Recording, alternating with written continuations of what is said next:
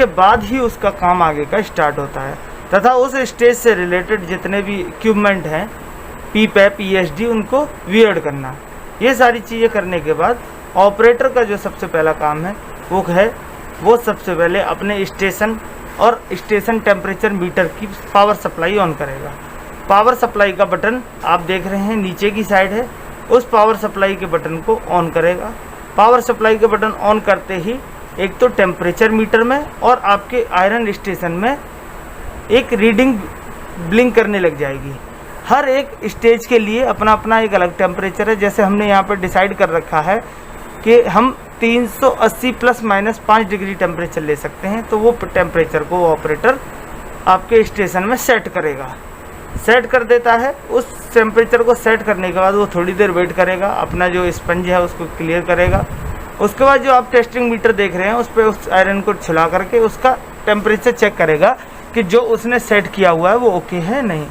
उसके बाद जिस बोर्ड का टचअप करना है उसको उस बोर्ड को उठाएगा और उस बोर्ड को उठाने के बाद में अपना आयरन उठाएगा। आयरन उठाकर सोल्डर वायर के साथ में उस बोर्ड का प्रॉपरली विजुअल इंस्पेक्शन करेगा। देखिए दोस्तों, टचअप पर हमें ज़रूरत क्यों पड़ती है?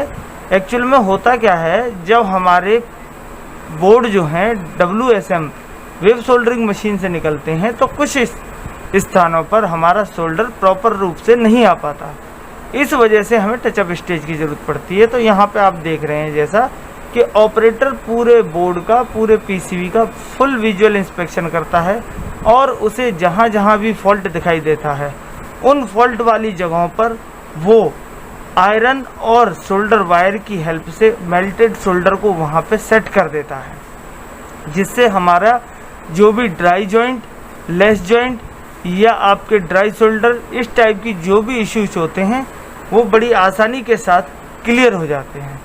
इस स्टेज पर हमें अपने स्टेशन का कैलिब्रेशन रखना बहुत ज़रूरी है। लीकेज करंट या वोल्टेज नहीं आनी चाहिए और हमारा जो टेम्परेचर हमने सेट किया है आउटपुट में उतना ही टेम्परेचर आ रहा है या नहीं आ रहा है, ये सारी चीज़ों पर ध्यान देना बहुत ही आवश्यक है। जैसा कि वीडियो में आप देख रहे हैं, वो ऑपरेटर उस PCB को जब तक इंस्पेक्शन करेगा, जब तक कि वो पूर्ण रूप से पूरी PCB का इंस्पेक्शन नहीं कर लेगा और उस पर जहाँ जहाँ जॉइंट बने हुए हैं ड्राई, लेस, उन सबको पूरा फिल नहीं कर लेगा। ये सारी प्रक्रिया पूर्ण करने के बाद ही वो उस PCB को ऑपरेटर आगे की स्टेज के लिए फॉरवर्ड करता है। यही प्रोसेस होता है हमारा टचअप स्टेज का। अब ये देखिए, उसने PCB आपकी कंप्लीट कर दी है और उस PCB को कंप्लीट करने के बाद उसे नेक्स्ट स्टेज के लिए फॉरवर्ड कर देगा। इसी तरीके से हमारे टचअप की स्टेज जो है पूर्ण होती है।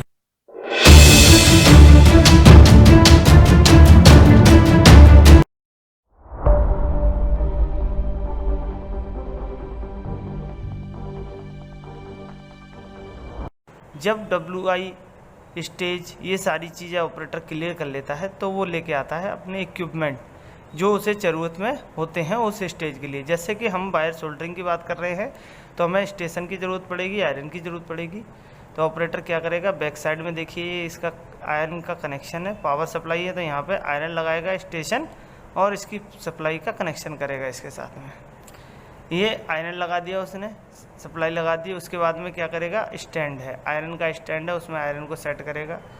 स्टैंड में आयरन सेट करने के बाद वो क्या करेगा, अब वो उस स्टेज पे यूज़ होने वाले वायर को कलेक्ट करेगा। वायर को कलेक्ट करने के बाद उनको देखने के बाद में उनमें कोई दिक्कत तो नहीं, उन्हें सेट करेगा। अब WI में जाएगा और देखेगा कि हमें आयरन का टेम्परेचर कितना सेट करना है। इस WI के अकॉर्डिंग वायर सोल्डरिंग स्टेज पे हमें 380 ± 10 आयरन स्टेशन का आयरन सेट करना है। तो ये देखिए यहाँ इसने टेम्परेचर सेट कर दिया 380 पे, 380 टेम्परेचर सेट कर दिया उसने। अब वो वेट करेगा अपना जब तक आयरन आपका गर्म हो रहा है और आयरन में जब तक 380 का टेम्परेचर आएगा तब तक वो अपनी स्टेज पे ग्लव्स, रिस्ट बैंड वगैरह ये जो भी उसकी ESD वियर्ड वाली चीज़ें हैं उनको वियर करेगा। उसके बाद में जैसा कि आप वीडियो में देख पा रहे हैं, उसने वायर उठाए हैं। वायर उठाकर उसके साइड में जो पीस रखे हैं जिनमें उसे वायर इंसर्ट कर सोल्डरिंग करना है, उन पीसों को लेकर के अपनी प्रोसेस आगे बढ़ाएगा। एक एक करके होल में वायर इंसर्ट करेगा। जैसा कि हम जानते हैं कि हम हमेशा 10 पीस की लाइन चलाते हैं, हम कोशिश करते हैं हमारी लाइन पे पेंडिंग ना हो। तो इसी तरीके से वो 8 से 10 पीसों को लेगा एक एक करके। सबसे पहले उनमें वायर इंसर्ट करेगा।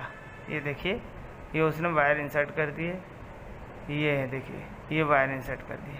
तो वो क्या करेगा, एक एक करके सब में वायर इंसर्ट करेगा। तब तक आपका टेम्परेचर आ गया है 380 टेम्परेचर आ गया है। तो उसके बाद क्या करेगा, वायर को तो अपनी जहाँ से उसने लिया था वहीं रख देगा। उसके बाद में अपना सोल्डर वायर लेगा, जो सोल्डर वायर है, ये देखिए सोल्डर वायर ले लिया। फिर वो आयरन को उठाएगा, उसके बाद में सोल्डरिंग करना स्टार्ट कर देगा। ये देखिए यहाँ पे हम देख रहे हैं वीडियो में, वायर सोल्डर नहीं हुआ है अभी, केवल इंसर्ट हुआ है। अब वो अपना सोल्डर वायर लेकर और आयरन की हेल्प से, क्योंकि उसमें टेम्परेचर भी आ चुका है, अब उन वायरों को सोल्डर करेगा। ये देखिए एक एक करके जहाँ उसने वायर इंसर्ट किए हैं वहीं पर आयरन की सहायता से सोल्डर वायर को मेल्ट करके वहाँ लगाएगा, जिससे वायर सोल्डरिंग होगी।